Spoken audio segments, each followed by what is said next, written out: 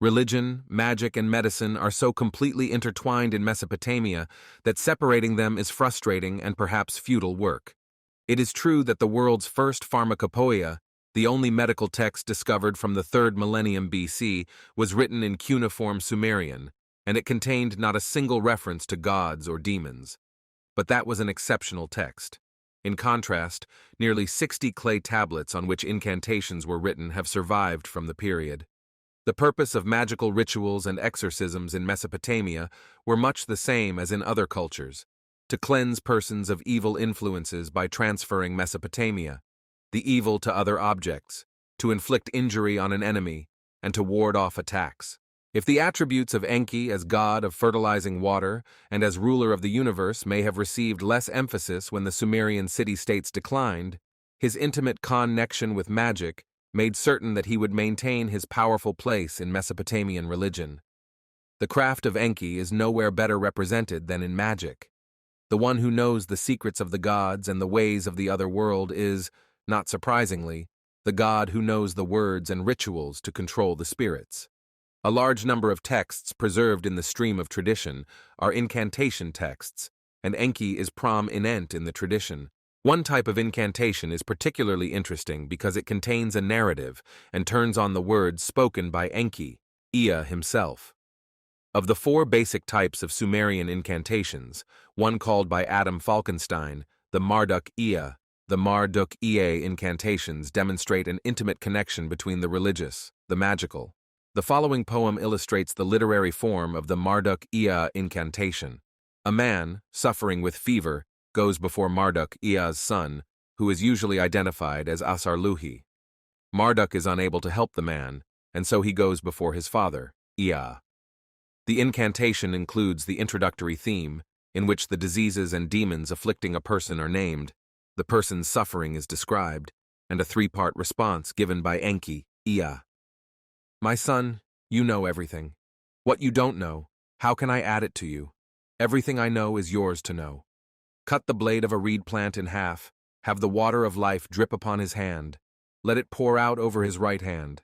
Let it drip down on his left hand. The dragon with his net of reed, it will bind the mouth shut.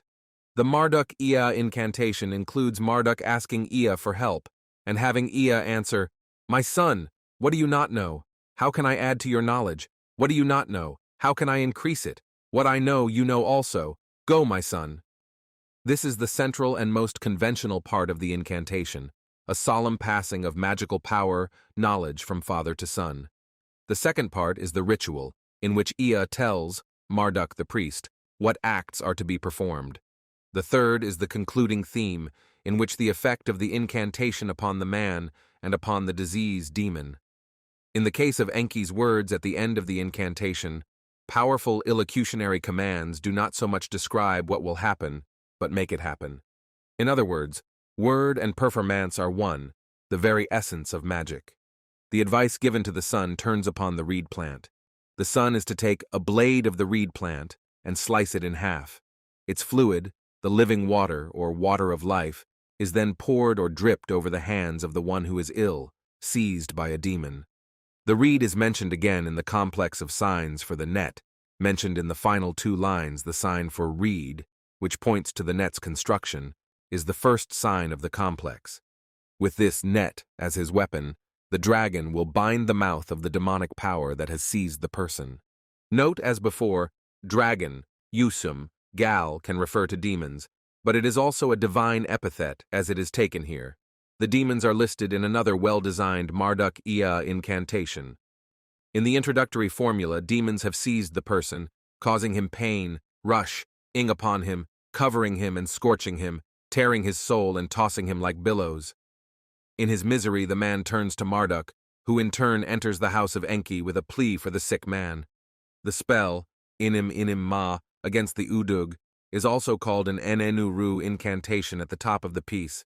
Lord of the drum Enki to his son to Asarluhi answered, Son, what is it you don't know? What can I add to it? Asarluhi, what is it you don't know? What can I add to it? Whatever it is that I know you know as well. Go, my son, Asarluhi. Take water from the great Anzam bowl, pour it out.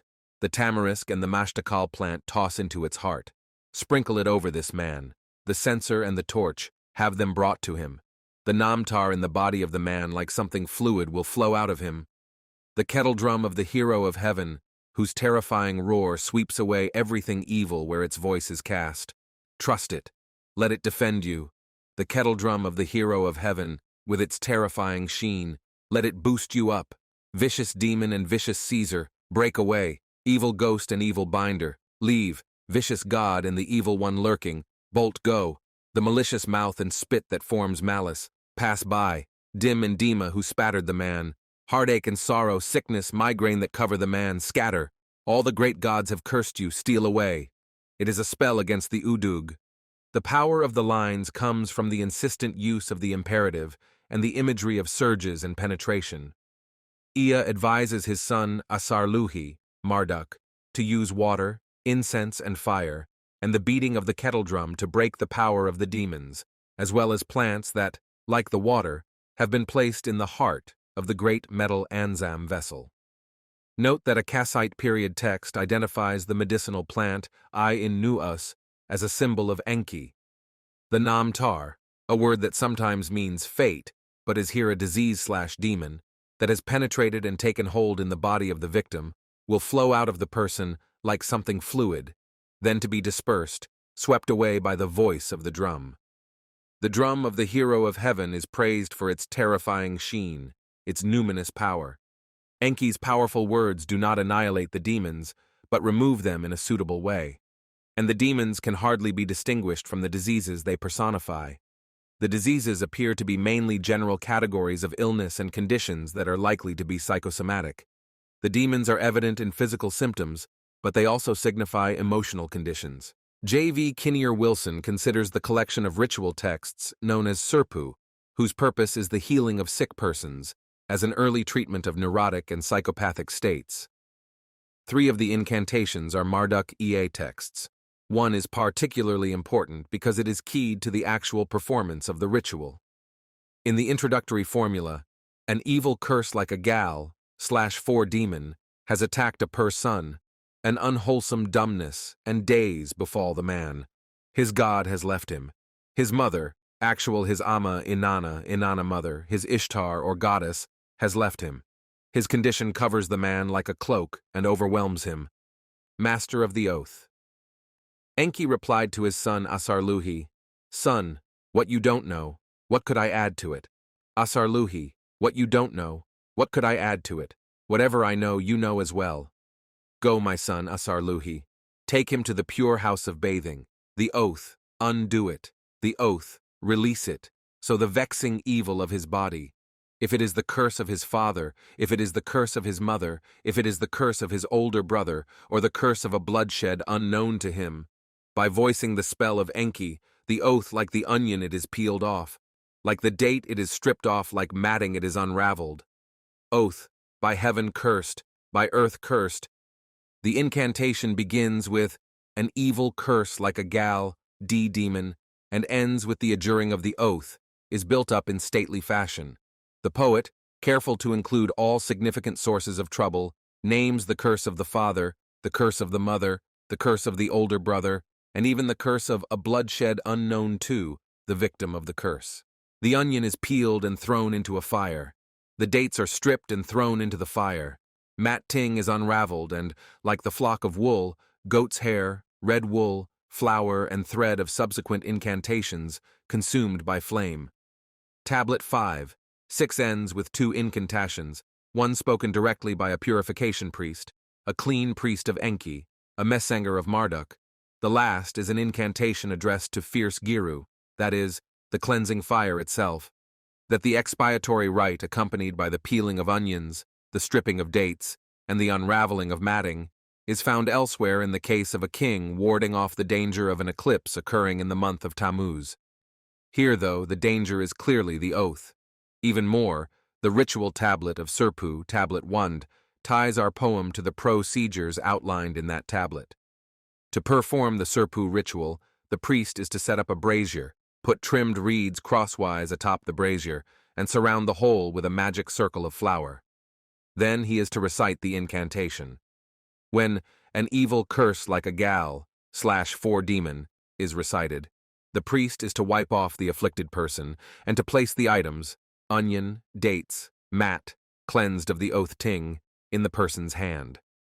The patient then peels the onion and throws it into the fire, strips the dates, and unravels the matting.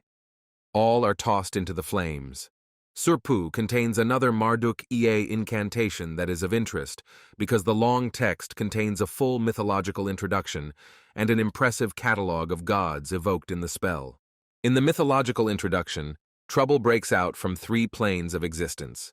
From the Abzu comes the Dimitu disease. The oath, Nam Aram/Mam, Itu, descends from above. From earth itself, breaking through the ground like weed, is the Dudu Demon, Ahazu. They spread toward the 4 corners of the world, scorching everything like fire. Suffering is widespread, extending indeed through the world. Cities, town, and country are devastated. Young and old wail in misery. The young man and the young girl are alike filled with despair. Disease, plague, epilepsy, scab, and gall overwhelm the population. They have encountered the man from whom his god had withdrawn and covered him like a cloak. They have pounced straight upon him and filled him with venom. Fluids afflict him: cough, phlegm, spittle, slaver, and invocation, and oath. Dumbness and daze settle upon him. He roams around day and night, wailing bitterly. It is this grim and terrible condition that catches the sight and compassion of Marduk, who is unable to help the man. Enki replied to his son Asarluhi, "Son, what you don't know, what could I add to it? Asarluhi, what you don't know, what could I add to it? Whatever I know, you know as well. Go, my son Asarluhi. Take 7 loaves of pure coarse meal, string them on a bronze skewer, cap them with a bead of carnelian, wipe the man with it the son of his god, seized by the oath. Have him spit on the dirt wiped off him. Cast the spell of Eridu on it. Take it out to the plain, a pure place. Put it down at the base of the thorn bush. Drive out of his body the disease that has overwhelmed him. Give over his oath to the woman of the plain and the field. Ninkilim, En of the animals, will shift the grave sickness to the vermin of the earth. Damu, the great conjurer, will speak words of good omen for him. Nindinuga, divine mother whose hands are cool, woman who revives the dead, cools him with the stroking of her pure hands. And you, Asarluhi, the En of mercy, who loves to revive the dead, with your pure, life-giving spell, loosen his bonds. This man, the son of his god, is pure, clean, shining. Wash him clean like a stone bow. Scour him clean like a butter jar. Give him over to Utu, leader of the gods, and Utu, leader of the gods, will turn him over in turn into the timely hands of the gods." Like the others, the incantation is prefaced by a narrative that describes the suffering of the victim and names the power responsible. A terrible tempest, an evil eye, and a destroyer of children has afflicted the victim. It has besmeared the young ones with venom and slavers. It soon becomes clear that an act of sorcery is behind it. Someone has taken clay, fetched from the Abzu, and a ball of hair. With the clay and hair an image, alum, of the victim was made. The image hidden underground, the sorceress then mixes spittle with the man's food and spikes his drink with venom. The result is a painful sickness. Enki replied to his son Asarluhi, "Son, what you don't know, what could I add to it? Whatever I know, you know as well, and you, what you know, I know. Go, my son Asarluhi, fill a sahar jug with pure water from the dike, tamarisk, the innis plant, the young date plants, the suli reed, cypress, white cedar, the dusha stone, the agate and the eye agate, and the musgur stone. Toss them all into the holy water basin. Her knot will be loosened.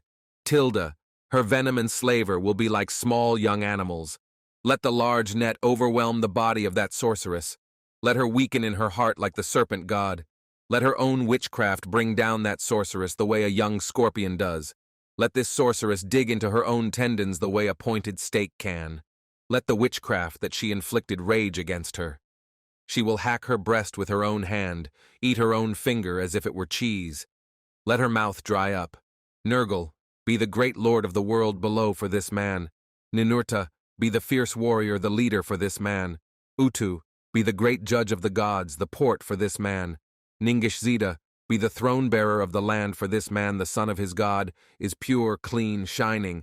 Wash him clean like a stone bowl, scour him clean like a butter jar.